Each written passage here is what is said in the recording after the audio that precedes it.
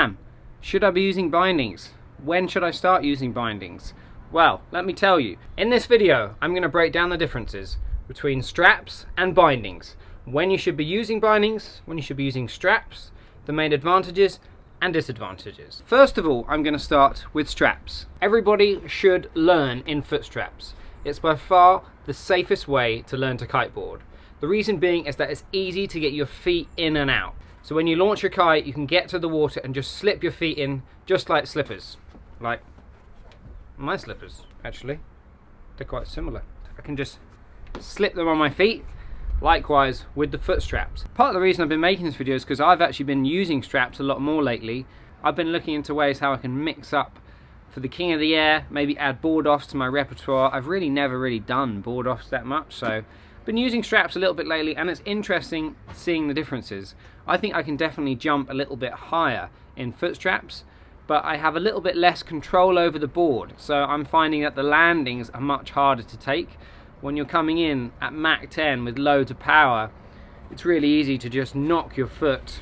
Having said that, these new Slingshot Dualies are so much better than previous foot straps.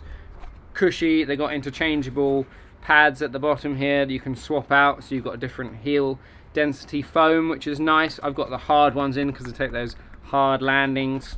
They're just a better, more ergonomic foot pad. Should I be using bindings? When should I start using bindings? I'd definitely recommend using bindings if you want to unhook and do freestyle handle passes, wake style, park, cable parks obviously, because you have way more control over the board. But yeah, maybe bindings in really crazy conditions. I like having bindings because I feel more comfortable. I don't have to worry about the board, losing my board. Once you're in, you're locked in, but you have way worse crashes. The main advantages to bindings is the control you get and the extra support you get, which helps you take bigger landings. It helps you hold down more power. You don't need to worry about your board. Sometimes you can lose your board with foot straps and you have to body drag back to it. That doesn't happen with bindings. But there is disadvantages. The crashes are much worse. The board acts as a sea anchor. So I tell people you kind of have to take a step back, learn how to use them, and then you can progress even further.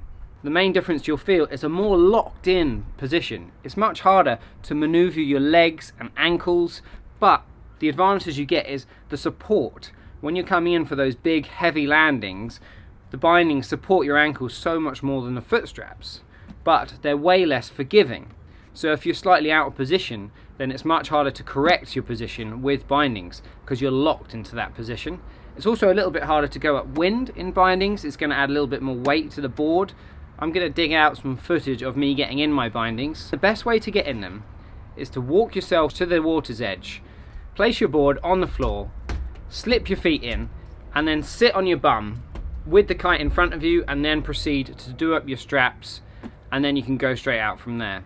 It's awkward trying to bend over to try and tie up your bindings. I'd really recommend these Slingshot KTVs, as the gummy straps changed my life. Honestly, now they're super quick and easy to do up, very tight, and they just don't come undone. That's the main thing. With most lace systems I've used, they do loosen a little bit throughout the session, and it gets annoying. I've been in so many scenarios where like it's just too hectic to try and tie up your bindings again. But these things have been a game changer, and I'm not just saying that because I'm sponsored by them.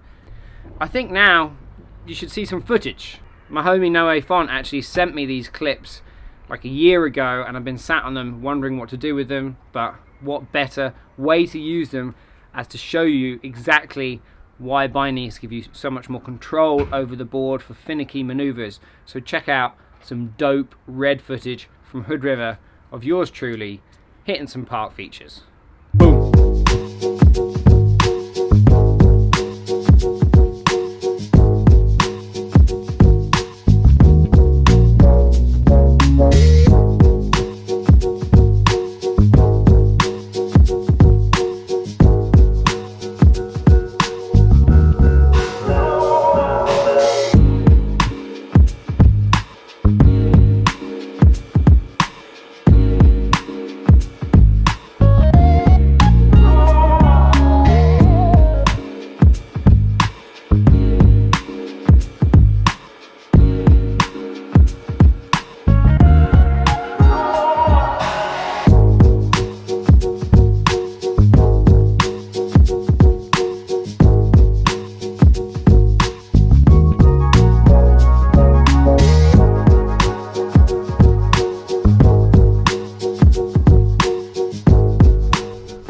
Okay, now you've seen that, I'll show you some strap footage.